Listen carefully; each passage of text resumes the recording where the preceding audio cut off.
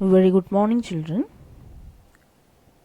In this module, we are going to discuss the topic the different types of sampling methods. So, what is a sample and what are its related aspects? That all we have discussed earlier. A survey is conducted by taking the sample to represent the characteristics of the population under the study is referred to as sample survey. The sample method is an important method of statistical investigation, and most of the statistical investigations rely on the sample survey methods.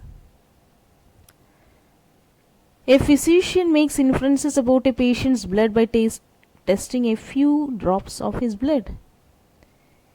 Here also, the pilot survey is the same method of testing the questions that we have formed to conduct the surveys. It's a trial survey which helps to test the effectiveness of the questionnaire on a small group. And what is its importance? It helps in pre-testing of the questionnaire so as to know the shortcomings of the questions formed. So, by conducting the pilot survey, we will be able to rectify the mistakes in the questionnaire that we have formed to conduct the survey. So, pilot survey means it's only as a test survey, that is conducted before the original surveys. Next, we'll discuss about the methods of sampling. The random sampling methods. Random sampling is a technique of drawing a sample from the population in which each and every unit of the population has an equal chance of being included in the sample. It is further divided into simple random sampling and restricted random sampling. The simple random sampling may be done either by using the lottery method or by the table of random numbers. So, what is this lottery method means? This is the most popular and simple method of sampling. Under this method, all the items of the population are numbered on separate slips of the paper of same size, shape and color. The paper slips are folded in an uniform manner and mixed up in a container.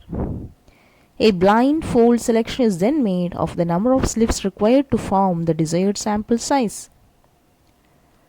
The selection of item depends purely on chance, and earlier winners of lottery were selected through this method.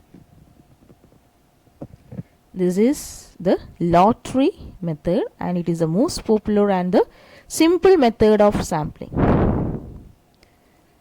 So, all the items of the population, and it is numbered on the separate slips of the paper of same size, shape and color, and these slips are folded in an uniform manner and it is shuffled by putting in a container. And a blind fold selection is then made of the number of slips required to form the desired sample size. Right? That is the lottery method. Then what is the next one? It's a table of random numbers.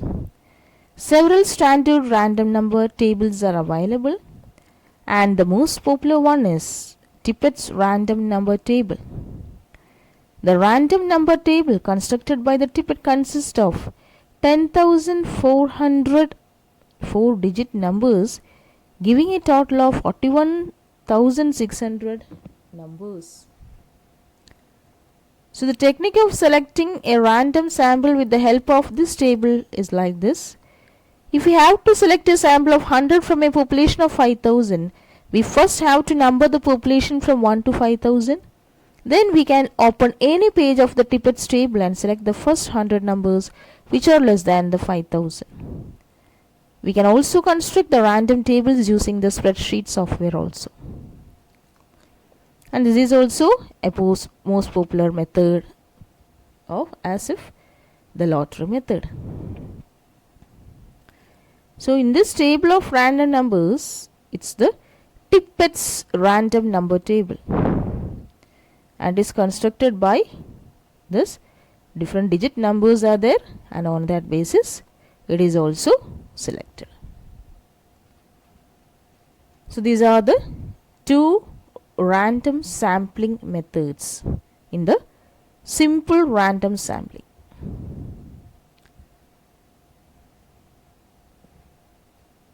Next one is non-random sampling method. In this, all the units of